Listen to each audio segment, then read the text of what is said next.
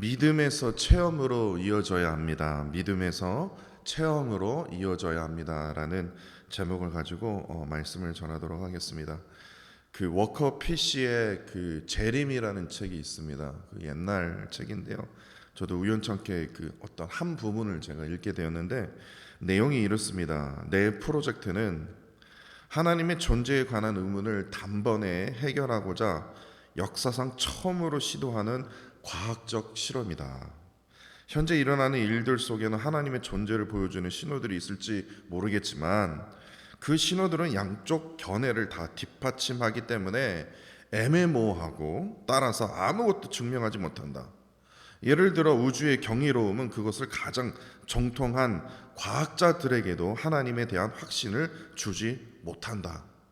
이것이 과학자들의 어리석음을 증명하는지 아니면 하나님이 용케 잘 숨어 계심을 증명하는지 중요하지 않다라는 따가운 그 글을 제가 보게 되었습니다. 근데 이 사람의 어떤 그런 그 글뿐만 아니라 모든 과학자들이라고 얘기를 할까요? 특히 뭐 수학자는 뭐 거의 기독교인들 찾기가 힘들고요. 이 사람들이요, 왜 그러냐면요, 세상은요, 이 하나님의 이 존재 여부를요, 뭐 과학이로든 뭐 수학이로든 어떠한 방법을 써서라도 이 하나님의 이 존재 여부를 증명하려고 한다는 겁니다. 증명하라고 해요. 근데 성경에도 그러한 인물이 하나 등장하지 않습니까? 바로 의심 많은 도마입니다. 도마도 이렇게 얘기해요. 내가 그의 손의 목자국을 보면 내 손가락으로 그의 목자국을 넣으며 내 손으로 그 옆구리에 넣어보지 않고는 내가 믿지 않게 하겠노라. 부활을 내가 믿을 수 없다. 똑같습니다. 2000년 전에 말했던 이 고백이 지금도 똑같아요. 어떻게 하려든 그 부활의 증거, 예수님 하나님의 그 존재의 어떤 그런 거요, 직접 손으로 만져보고 눈으로 봐야지만 이것을 증명할 수 있다고 믿고 있다라는 겁니다. 누가복음 4장 9절에 보시면요, 그 마귀가 예수님의 그 시험했던 장면이 나오는데요. 그 중에 제가 참 저 개인적으로요, 정말 이건 정말 큰 시험이다. 뭐 먹는 거 참는 거 그건 어떻게 하든 참을 수 있겠지만 이건 나는 못 참을 것 같다. 마귀의 세 번째 시험이요. 예수님을 그 예루살렘의 성전 꼭대기에 세우고는 내가 만일 하나님의 아들이거든 뛰어내리라는 거예요. 뛰어내리면 하나님께서 가만히 계시겠냐 이거예요. 천사를 동원해서 예수님을 딱 받는 어떤 그런 현상이 나타나지 않겠냐. 사실 이 사탄의 이러한 시험은요, 십자가 고통이요, 이 사건 하나면요 필요 없어요. 내가 하나님의 아들이라는 거, 내가 메시아라는 거요, 이 사건 하나로 나타내므로 모든 백성들에게 보여주면요 한 번에 증명하거든요. 진짜 이 예수 그리스도가 세상을 구원할 메시아구나. 어떻게 증명하라고요? 성전 꼭대기, 예루살렘 성전 꼭대기 올라가고 떨어지면요, 그래서 예수님 천사들이 예수님을 딱 받아내면요 한 번에 증명하는 진짜 그야말로 최고 빠른 지름길이었다라는 겁니다. 그럼에도 예수님은요 너무나 답답하지 않습니까? 단번에 거절하세요. 되게 쉬운 방법이 있음에도 불구하고도요. 그러면서요 누가복음 4장 12절에 아주 중요한 말씀을 하시지 않습니까? 여러분 잘 아시는 말씀이죠. 주 너의 하나님을 시험하지 말라. 이게 무슨 뜻입니까? 여기서 정말 중요한 것을 우리가 깨닫게 돼요. 아, 하나님은 시험할 대상이 아니구나. 그것을 깨닫게 돼요. 그러면 어떤 대상이지? 라는 것을 우리가 질문해야 된다는 겁니다. 시험할 대상이 아니라면 지금 예수님께서 무엇을 지금 원하시고 계시는 것이, 이거를 우리가 생각해야 돼요. 바로 오늘 설교 제목이에요. 체험할 대상이요, 만나야 할 대상이요, 만나야 돼요. 만났기에 이 자리에 나올 수 있는 거 아닙니까? 제정신이면 이 자리에 못 나와요. 만났기에 이 자리에 나올 수 있는 거예요. 이 시간에 우리가 예배를 드릴 수 있는 거예요. 체험을 했기 때문에 우리가 이 시간 나올 수 있다니까요. 의심 많는 도마 한번 예를 들어볼까요? 예수님께서요 의심 많는 도마 뭘 찾아올 게 뭐 있겠습니까? 세상에 내가 3년 동안 이렇게 동공동락하면서 내가 그렇게 가르쳤건만 세상에 뭐 눈으로 보고 손으로 만져보면 믿지 않는다고? 얘다 그냥 네가 믿든 말든 나 상관없어. 저 같으면 그냥 무시해버렸을 거예요. 저 무식한 놈. 제가 그렇게 욕하면서 그랬을 거예요. 그런데요, 예수님이요, 그 의심 많은 도마요, 아주 진짜 아주 그냥 그 도마만 보면 아주 속이 막 그 답답한 도마를 어떻게 합니까? 찾아오세요. 왜 찾아와? 믿으려고 하는 자들에게 더 많이 찾아가시지. 왜 의심 많은 애한테 왜 찾아와? 근데 그 의심 많은 도마에게 부활을 증명하기 위해서 찾아오신 게 아니었다라는 겁니다. 부활을 만나게 하시려고요. 부활을 체험하도록 하시기 위해서 직접 손자국에 있는 못자국과 그 옆구리에 있는 창자국을 직접 보여주신 것이에요. 그래서 그 부활을 체험한 도마가 이렇게 고백합니다. 요한복음 20장 28절입니다. 나의 주님이시요. 우리의 주님이시고 아니에요. 내가 퍼스널리 뭐예요? 개인적으로 내가 만난 주님이라는 거예요. 나의 하나님이십니다. 부활에 대한 이 의심의 물음표가 뭐예요? 부활을 체험하고 부활을 만남으로써 뭐예요? 믿음의 느낌표로 체험을 통해서 그 부활을 경험했다라는 거예요. 성경을 한번 보세요. 하나님의 존재를 억지로 증명하지 않습니다. 왜냐? 증명보다 더 좋은 게 뭐냐고요? 체험이기 때문에 그래요. 체험이기 때문에 만나야 된다라는 거예요. 바로 이 시간이에요. 이 시간. 바로 이 새벽의 시간이라는 거예요. 내가 정말 간절한 마음 아니면 이거 못 일어나거든요. 저는 아침잠이 없어서 좀 잘 일어납니다. 그분만 빼놓고요. 제가 말씀드렸잖아요. 설교 전화는 오늘도요 힘들었습니다. 힘들어요. 그런데 하나님과 대화하기 위해서, 하나님의 만남의 체험을 하기 위해서 이 자리에 이 시간에 나오는 거예요. 성경은요, 말씀을 통해서 하나님을 새롭게 알아가도록 우리에게 이끈다라는 겁니다. 그를 통해서 어떻게 합니까? 하나님을 새롭게 체험하도록 인도해 준다라는 겁니다. 그렇기 때문에 우리의 신앙은요, 믿는다 해서 절대 멈춰서는 안 됩니다. 믿는다, 누구나 다 할 수 있는 말이에요. 다시 말해서 하나님을 믿는다는 이 믿음에서요, 하나님을 만났다라는 이 체험으로 우리는 이어져야 된다라는 겁니다. 왜냐? 믿음의 신앙은요, 단지 믿는 것을 말하는 것이 아니에요. 믿음의 신앙을 가졌던 이 선조들을 성경에서 한번 보세요. 입만 막 이렇게 움직이지 않았다라는 거예요. 불구덩이라도 들어갔다라는 거예요. 왜냐? 만났기 때문에, 체험했기 때문에, 하나님과 동행하는 어떤 그런 은혜를 누리고 있었기 때문에 어떠한 곳이든 하나님을 만나러 갔다라는 거예요. 저는 모태신앙이었습니다. 근데 저는 아버지로부터 큰 상처를 받아왔었어요. 왜냐? 아버지는 늘 교회에 아예 그냥, 좀 죄송한 표현이 있지만요, 미쳐 있으셨거든요. 그냥 가정을 아예 돌보지를 않아요. 제가 중학교 1학년 때 학교에서 왕따를 당하든 말든, 왕따를 당해서 제가 이렇게 보면 코뼈가 오른쪽에 이렇게 휘어 있거든요. 이제 설교 듣지만 설교에 집중 안 하고 제 코만 보지 마십시오. 코뼈가 부러져도 뭐 별 상관 안 해요. 그냥 교회에 그냥 올인하셨거든요. 그러니까 뭐 아버지가 좋겠습니까? 그리고 저희 교육전도사님이, 야 요한아, 너는 커서 뭐 될래? 그랬더니 제가 그랬죠. 저는 평범한 아빠가 될 겁니다. 왜냐? 저희 아버지 봐도 평범한 아빠가 아니거든요. 그런 자였어요. 부모님으로부터 무조건 그냥 귀로 듣던 하나님으로 익숙한 사람이었습니다. 그런데 중학교 2학년 겨울방학 때요, 하나님이 저희를 찾아오셨어요. 하나님이 저를 이해시켜 주셨어요. 아버지의 삶을, 어머니의 삶을, 다시 말해서 부모님의 삶을 이해시켜 주셨어요. 하나님이 저를 얼마나 사랑하셨는지, 하나님께서 나를 붙들고 계셨는지 포기하지 않고요. 저는 그때 아주 까무러치면서 얼마나 하나님 앞에 울었는지 몰라요. 하나님을 만나세요.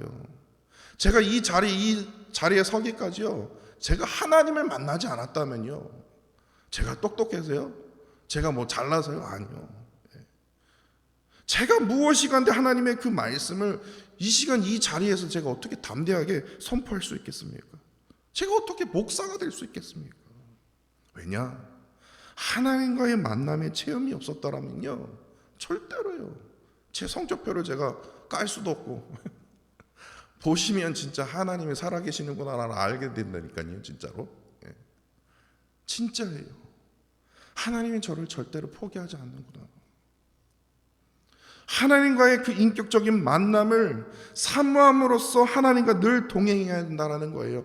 그래야만이 우리가 회복할 수 있다는 거예요. 그래야만이 우리가 다시 일어설 수 있는 거예요. 그래야만이 우리가 새롭게 뭔가를 계획을 하고 하나님과 담대하게 우리가 나아갈 수 있는 겁니다. 이런 의미에서 오늘 본문을 한번 살펴보십시오. 어디서 많이 보았던 것보다는 어디서 보았던 말씀입니다. 제가 저번에 시편 14편을 나누면서 제가 이러한 말씀을 드렸죠. 시편 53편과 거의 동일하다. 그래서 시편 14편의 존재를 잊어버리고 53편을 다시 기록하지 않았을까라고 제가 말씀을 드렸었죠. 오해를 부를 정도로 너무나도 그냥 거의 똑같습니다. 그러나 시편 14편의 표제어와 시편 53편의 표제어가요, 두 개를 비교하시면요, 아무리 말씀이 비슷할지라도 거의 한 90%가 비슷하거든요. 그런데 아무리 비슷할지라도 표제어가 틀립니다. 실수가 아니다라는 거예요.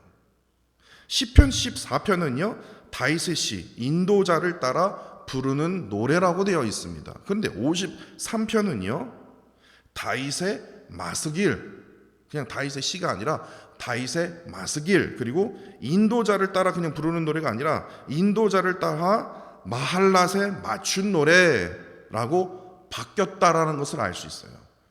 그러니까 약간 14편에서 53편에 이르기까지 업그레이드가 된 겁니다. 마스길이 무엇일까요? 마스길은 우리말로 한다면 교훈적인 시입니다. 지혜를 가져다 주는 시를 뜻합니다. 그게 마스길입니다. 그렇기에 시편 14편과 53편을 반복해서 기록한 이유는 그만큼 이 시가 우리에게 교훈적이고 참된 지혜를 가져다 주는 시이기 때문에 반복했다라는 것을 우리가 알 수 있어요. 그리고 진짜 이게 중요한데요, 시편 14편에는요 그냥 단지 예배 인도자를 따라 부르는 노래라고 되어 있습니다. 그런데 시편 53편에는요 예배 인도자를 따라 부르는데 어떠한 곡조로요? 마할랏이라는 곡조에 맞춰서 부르는 노래라고 했기 때문에 이게 무슨 뜻이냐? 지금으로 말하자면요, 그 요즘 아이돌이요, 이게 좀 예를 들어서 좀 죄송한데, 요즘 아이돌이요 어떻게 합니까? 옛날 70년대 80년대 노래를 어떻게 합니까? 리메이크 하죠. 왜 리메이크 했을까요? 좋으니까요. 가사도 좋고 멜로디도 좋으니까요. 그러니까 70년대 80년대 노래를 지금 요즘 아이돌이요 어떻게 해요? 리메이크 한 건 거예요. 왜냐? 왜 리메이크 했을까요? 그러니까 옛날 멜로디를 요즘 멜로디로 새롭게 편곡했다라는 것을 알 수 있다라는 겁니다. 왜냐? 그만큼 평생 기억될 만큼 엄청난 소중한 교훈과 지혜를 가져다 주는 말씀이기 때문에 그래요. 그러한 시이기 때문에. 그렇기 때문에 시편 총 150편의 말씀 속에서 두 번이나 반복하고 있음을 우리가 알게 된다는 겁니다. 그렇다면 여기서 조금만 더 깊게 한번 살펴보십시다. 우리가 여기서 반드시 질문해야 할 게 있어요. 그래? 그러면 그만큼 반복된 만큼, 두 번씩이나 반복된 만큼 중요한 말씀이라면 어떠한 교훈과 어떠한 지혜가 담겨 있냐고요. 이거를 알아야 되지 않습니까? 그것이 바로 우리가 분별할 수 있는 능력을 가져야 된다는 거예요. 무엇을 분별하냐? 의인의 삶과 악인의 삶입니다. 먼저 다윗은요 악인을 이렇게 부르고 있습니다. 1절에요 행하는 모든 것이요 뭐예요? 어리석어요. 그냥 무식한 게 무지를 말하는 게 아니에요. 3절에 선을 찾을 수가 없으니 하는 일마다 하는 행동마다 뭐예요? 더러운 자이기 때문에 어리석은 자예요. 그리고 4절에요. 약자들을 아주 그냥 특히 약자들을 집요하게 괴롭히기 때문에 늘 뭡니까? 죄악을 행하는 자예요. 그렇기 때문에 악인들은요, 어리석고 더럽고 죄악을 행하는 자, 이렇게 생각하시면 됩니다. 그렇기 때문에 이들은요, 항상 하나님의 말씀에 따라 사는 게 아니라 자기의 소견에 옳은 대로 말하고 행동한다라는 겁니다. 하나님의 말씀에요, 교정과 지침을 받지를 않아요. 자신의 뜻이 최고 옳은 거예요. 자신이 경험했던 게 이게 넘버원인 거예요. 그렇기 때문에 그렇게 행동하기 때문에 뭡니까? 하는 행동마다 어리석은 거예요. 하는 행동마다 더러운 거예요. 특히 뭐합니까? 약자들을 아주 그냥 집요하게 괴롭히는 갑질, 이게 끊이지를 않는다라는 거예요. 다윗은 이어서 의인에 대해서 이제 이렇게 부르고 있습니다. 2절에요. 지각이 있는 자, 지각은 지혜가 있는 자입니다. 그러니까 뭐 지식을 얘기하는 게 아니에요. 정말 뭐 만물박사구나 이게 아니에요. 하나님의 지혜예요. 삶의 지혜가 있는 자예요. 그리고 또 하나님의 지혜를 얻기 위해서는 어떻게 해야 됩니까? 그냥 가만히 앉아 있으면 됩니까? 아니거든요. 하나님을 찾는 자예요. 하나님을 부르짖는 자예요. 말씀을 통해서 하나님을 발견하기로 몸부림치면서 하나님을 알려고 새롭게 알기 위해서 가만히 있는 자가 아니에요. 체험하기 위해서요. 그냥 내가 하나님 알아, 내가 하나님 믿어, 그게 아니라 하나님을 체험하기 위해서 몸부림치는 자. 그리고 3절에요. 악행으로 가득하기 때문에 선을 행하는 자가 없죠. 그 말이 무슨 뜻입니까? 그러면 의인은 선을 행하는 자구나 라고 알 수 있습니다. 그리고 5절에는요. 악인은요, 하나님의 심판 때문에 두려워하게 돼요. 결론은 그렇거든요. 그렇다면 의인은 뭡니까? 하나님의 심판을 두려워할 줄 아는 자예요. 다시 말해서 이건 무슨 말이냐면 하나님을 어떻게 해요? 경외하는 마음으로 두려워하는 자라는 거예요. 이렇듯 의인은요, 악인과 다르게 자기네 소견과 옳은 대로 행동하지 않는다라는 거예요. 왜냐? 하나님을 찾는 자고 하나님의 지혜가 넘치는 자이기 때문에 하나님의 말씀을 통해서 전능하신 하나님을 체험하는 자라는 거예요. 하나님을 거기서 발견하게 된다라는 거예요. 그리고 그 발견된 하나님의 그 말씀을 어떻게 해요? 삶의 순종하기 때문에 늘 선을 행하는 거예요. 순종하기 때문에 어떻게 해요? 늘 하나님을 경외하는 삶을 살게 된다라는 거예요. 그렇다면 조금 더 깊게 한번 들어가 보십시다.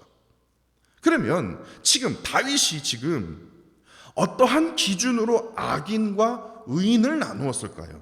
그냥 자신이 그냥 딱 눈에 보니까 경험해 보니까 이게 아닙니다. 1절과 4절입니다. 이게 기준이에요. 하나님이 없도다 하도다. 하나님을 부르짖지 아니하도다. 그러니까 다시 말해서 악인과 의인을 나눌 수 있는 거는 에휴 저거 내 가지가 없어 이게 아니라 이거 또 악인처럼 행동하는구나 이게 아니라 딱 악인과 의인을 나눌 수 있는 그 기준은 바로 하나님을 체험하냐 하나님을 체험하지 못했냐예요. 결국에 이거예요. 왜냐? 악인은 하나님을 부르지 않거든요. 하나님을 찾지도 않고 아까 제가 앞서 말씀드렸듯이요. 계속해서 증명하러 하거든요. 계속해서 증명해 보십시오. 증명이 되는지. 근데 계속해서 증명하거든요. 이건 진짜 엉뚱한 짓이거든요. 체험을 하면 그만인데. 체험하는 끝만인데. 만나면 끝나는데.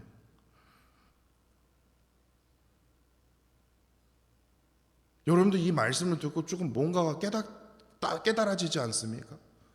저는 이 말씀을 발견하고서요, 전 심장이 떨리더라고요. 다른 게 아니구나. 세상이 다 손가락질 받아야지 저 사람이 악인이고 감옥에 있는 사람이 악인이고 그게 아니에요. 성경은요, 감옥에 있는 사람이 악인이다. 감옥과 그 다음에 세상에서 있는 사람과 그게 악인의 기준이다. 이게 아니에요. 감옥에 있을지라도요, 세상 사람들로부터 손가락질 당할지라도요, 세리도 손가락질 당했거든요. 매국노라고 손가락질 당했거든요. 마태가 그러한 인물이었거든요. 근데 결국에 그는 하나님을 경험했거든요. 하나님을 불렀거든요. 메시아 되신 예수 그리스도를 따라갔거든요. 제자가 되었거든요. 그게 악인과 의인을 나눌 수 있는 이 손가락질이요, 악인과 의인을 나누는 기준이 아니라 지금 내 자신이요, 지금 하나님을 경험하기를 원하냐고요. 지금 내 자신이요, 하나님을 지금 체험하기를 원하냐고요. 바로 이것을 지금 질문하고 있거든요. 이러한 자는요, 하나님을 부르지도 않고 하나님이 없다고 말하는 자는요, 당연히 뭡니까? 하나님을 경외할 수가 없죠. 그렇기 때문에 그의 삶은요, 결국에 자신이 제일 깨끗하고 얘기한다 할지라도요, 부패가 발견돼요. 거짓이 발견되고 악행이요, 아주 그냥 뒷목 잡는 악행이 발견된다라는 거예요. 5절의 말씀처럼요, 어떠한 두려움이 없이 자기 소견대로 마음대로 당당히 행했던 그곳이 결국에요, 뭡니까? 하나님의 심판이 임하게 되는 참으로 무서운 공포가 그곳에서 임하게 된다라는 거예요. 이게 악인의 특징, 결론이라는 거예요. 근데 그 공포가 어떤 공포냐? 하나님께서 악인의 뼈를 흔드신대요. 그리고 그 시체가 땅에 버려지게 되는 엄청난 수치를 당하도록 심판하신다라는 거예요. 열왕기 상하 보시면 이 사건이 일어납니다. 보시면 알아요. 그러면서 다윗은요, 하나님께 이렇게 간구합니다. 6절입니다. 마지막, 시온의 이스라엘을 구원할 자가 누구인가? 하나님이 자기 백성의 포로된 것을 돌이킬 때에, 제일 중요한 게 마지막 끝절입니다. 야곱이 즐거워하고 이스라엘이 기뻐하리로다. 그러니까 하나님께서 임재하심을 상징하는 그곳이 어디냐? 시온인데, 그 시온에서 하나님이 없다고 여기면서 하나님을 부르짖지 않는 백성이 만약에 그렇게 죄로 포로된 이러한 백성들이, 악한 백성들이 회개함으로 돌이키면, 회개하도록 하나님, 이들을 하나님 돌이키소서라고 회개하기를 간절히 간구하는 그 다윗의 그 고백을 통해서 그렇게 되어진다면 어떠한 은혜가 임하시냐고요? 구원의 즐거움과 기쁨이 야곱에서 이스라엘로 가득하기를 지금 다윗이 간절히 원하고 있다는 거예요. 근데 여기서 주목해야 할 게 바로 왜 야곱이 즐거워하고 이스라엘이 기뻐하리로다 라고 했을까요? 아브라함이 즐거워하고 이스라엘이 기뻐하리로다라는 게 좀 더 좋지 않을까요? 왜 야곱일까? 야곱은요, 우리가 그냥 보면 야곱, 그 사람이구나 라고 하겠지만, 이게 원어로 보면요, 야곱은 무슨 뜻입니까? 여러분 잘 아시는 거죠? 사기꾼이에요. 사기꾼이 즐거워하고 이스라엘은 하나님과 겨루었다라는 거예요. 하나님이 겨루어도 기뻐하는, 이게 뭔 말이지? 이렇게 생각을 하셔야 된다는 거예요. 우리는 여기서 또 다시 질문할 수 있어요. 다윗은 어떠한 의미로 야곱이라는 단어를 사용했고 이스라엘이라는 단어를 사용했을까? 딱 떠오르시죠? 아버지 이삭을 속여서 형 에서의 장자권을, 그 장자 축복을요 가져가고 도망친 지 무려 20년이 지났습니다. 야곱이요 또다시 약속의 땅인 이 가나안 땅으로 돌아가고 싶었지만, 고향으로 돌아가고 싶었지만 형 에서가요, 이놈 오기만 해봐라, 혼내주마. 그러자 창세기 32장 2절에 보시면요, 하나님께서요 야곱에게 정말로요, 이해할 수는 없지만요, 정말 특별한 은혜를 보여주십니다. 그것이 뭐냐? 하나님의 군대를 보여주세요. 왜 생뚱맞게 하나님의 군대를 보여주시지? 그러니까 야곱에게 그러한 사인을 보내주신 거예요.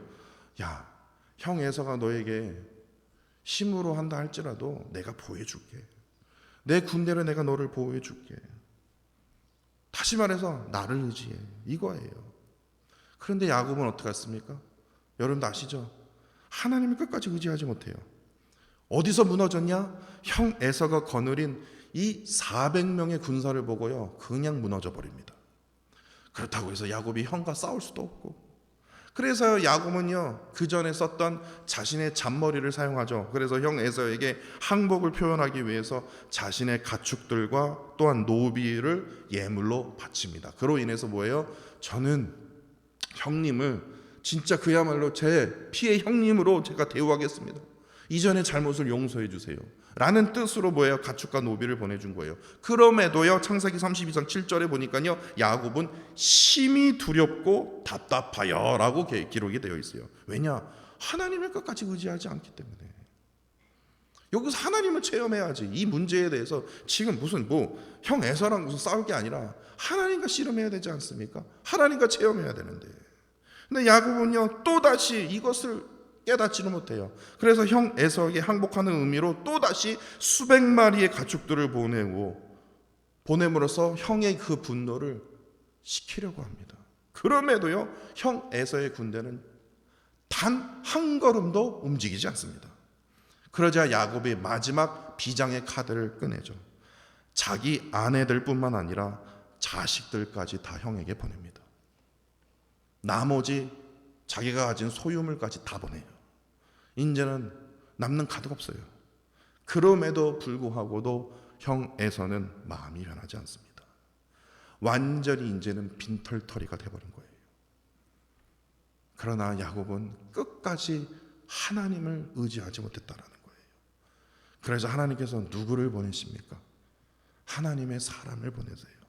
그런데 하나님의 사람을 보내시는데 그 하나님의 사람과 어떠한 이유인지는 모르겠지만 갑자기 생뚱맞게 날이 새도록 하나님의 사람과 뭐합니까? 씨름을 하게 됩니다. 그러니까 어떠한 상황에서 씨름을 하게 되었는지는 모르겠어요. 근데 씨름하게 돼요. 야곱은 하나님의 사람과 씨름하면서 자신의 힘으로 누를 수 있다고, 이길 수 있다고 생각했기 때문에 날이 새도록 계속해서 그냥 씨름을 한 거예요. 그러자 하나님의 사람이요, 어떻게 합니까? 야곱의 허벅지 관절을 치게 됩니다. 그러자 야곱이 이제서야 깨닫게 돼요. 지금까지 자신이 살아온 것이 뭐예요? 자신의 힘과 노력이 아니구나, 내 머리가 아니구나, 내 지식이 아니구나, 오로지 하나님의 은혜로 살아왔구나. 결국에 하나님의 사람과 겨루는 그 체험을 통해서 그는 깊이 깨닫게 되면서 야곱이 이러한 고백을 하게 됩니다. 참으로 귀한 고백을 하게 되지 않습니까? 창세기 32장 26절이에요. 이러한 믿음을 가져야 돼요. 이러한 고백을 진짜 하늘 날아갈 때까지 하나님께 고백해야 된다는 거예요. 당신이, 다시 말해서 하나님께서 내게 축복하지 아니하면 가게 하지 아니하겠나이다. 이러한 붙듦이 있어야 된다는 거예요.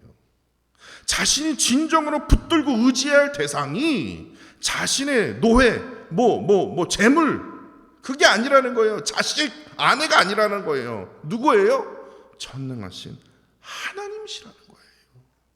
결국에 하나님의 사람과 겨루어 승리한 야곱에게 하나님의 사람이 이렇게 말합니다. 28절입니다. 내 이름을 다시는 사기꾼 야곱이라고 부를 것이 아니요, 뭐라고 불러요? 이스라엘이라 부를 것이니 이는 내가 하나님과 및 사람들과 겨루어 이겼음이니라.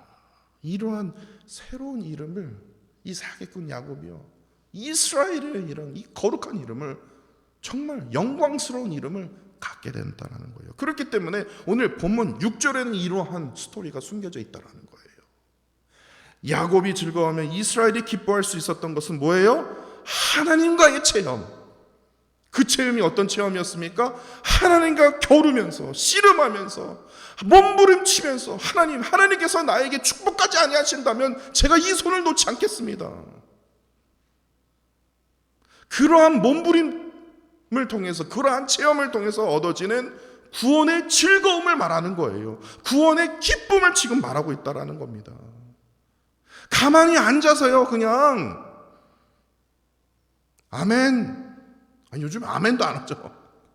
믿습니다. 그냥 일주일에 죄송한 표현이지만 그냥 교회 한번 이렇게 나와준 것만으로도 내 안에 기쁨과 즐거움이 넘쳐납니까? 그랬으면 좋겠어요. 너무나 간단하지 않습니까? 그냥 교회에 한 번만 방문해주면 내 안에 즐거움과 기쁨이, 그리고 내가 하는 일마다 족족 잘 풀었으면 얼마나 좋겠냐고요. 그런데 하나님께서는 그렇게 인생을 쉽게 풀지를 못하게 하시는 것 같아요. 어떻게든 하나님을 체험하도록, 하나님을 붙들도록, 하나님 앞에 몸부림치도록, 말씀 가운데 우리가 기도로 씨름하도록 우리에게 이끌어진다라는 거예요. 이를 통해서 얻어지는 그 기쁨과 그 즐거움을 우리에게 간절히 베풀고 원하시고 계신다는 거예요. 그렇기 때문에 야곱처럼요, 나 자신을 내려놓고 하나님께서 허락하신 그 말씀을 통해서 우리가 씨름하면서 겨루면서요, 우리는 나아가야 된다는 거예요.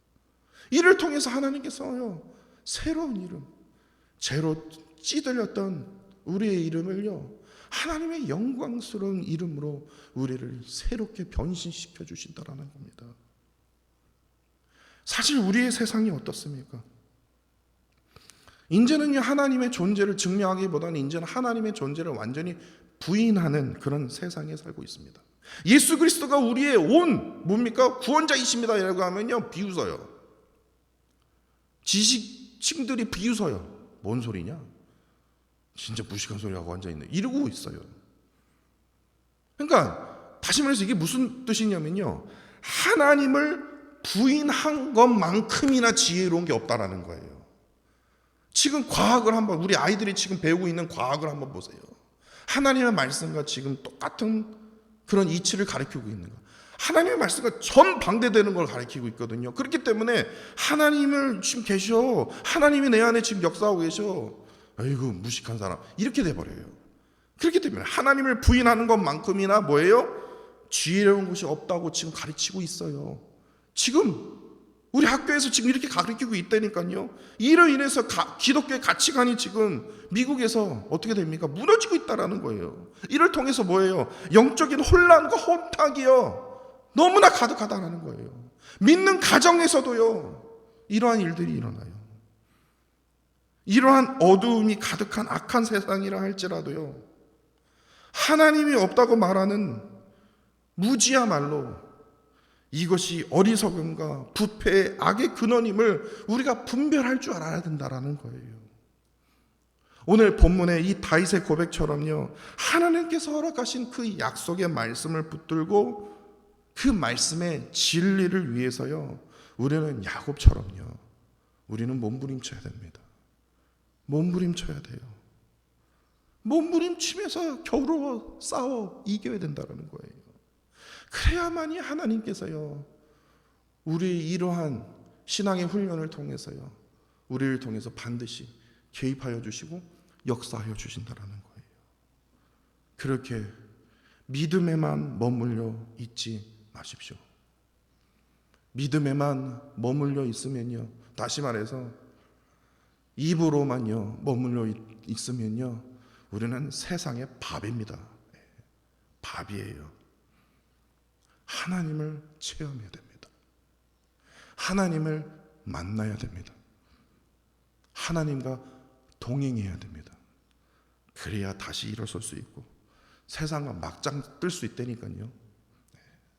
이를 통해서 내 이름이 증거되는 것이 아니라 하나님의 그 이름이 높여진다는 사실을 꼭 기억하시면서 믿음에 머물러 있지 말고 체험으로 이어지는 저와 사랑하는 성도 여러분들이 되시기를 간절히 원합니다. 기도하겠습니다. 이 시간 몸부림치는 마음으로 이 시간 이 자리에 나왔습니다. 사기꾼 야곱에게서 겨루어 승리한 그 이스라엘의 그 영광을 이 시간 이 자리에 참여한 모든 성도들에게 함께하여 주사 야곱과 다윗이 누렸던 그 놀라운 축복으로 하나님 이 시간 더하여 주옵소서. 우리가 살고 있는 이 세상은 하나님을 정말 심하게 부인하는 것을 넘어서 하나님 존재 자체를 무시하고 업신여기는 정말 악한 세상에 우리가 살고 있음을 깨닫게 됩니다. 그럼에도 하나님께서는요, 우리 모두에게 증명이 아니라 체험을 간절히 원하고 계심을 우리가 깨닫게 됩니다. 우리의 신앙이 믿음의 신앙에서만 머물러 있는 것이 아니라 하나님을 만나고 체험하고 동행하는 그 신앙으로 이어갈 수 있도록 주님 인도하여 주사 이를 통해서 우리 자신이 회복되어지며 우리 자신이 또한 일어서게 되며 또 우리 자신이 거듭남으로 새롭게 시작할 수 있도록 힘과 용기를 부어 주옵소서. 특별히 우리에게 허락하신 이 말씀을 통해서 악인의 삶과 의인의 삶을 바르게 구별할 수 있는 영적인 분별력을 허락하여 주사 이를 통해서 구원의 즐거움과 기쁨이 늘 우리의 삶 속에서 넘쳐나도록 주께서 인도하여 주옵소서. 주님 사랑합니다. 감사드리며 예수 그리스도 이름으로 기도합니다. 아멘, 아멘, 아멘.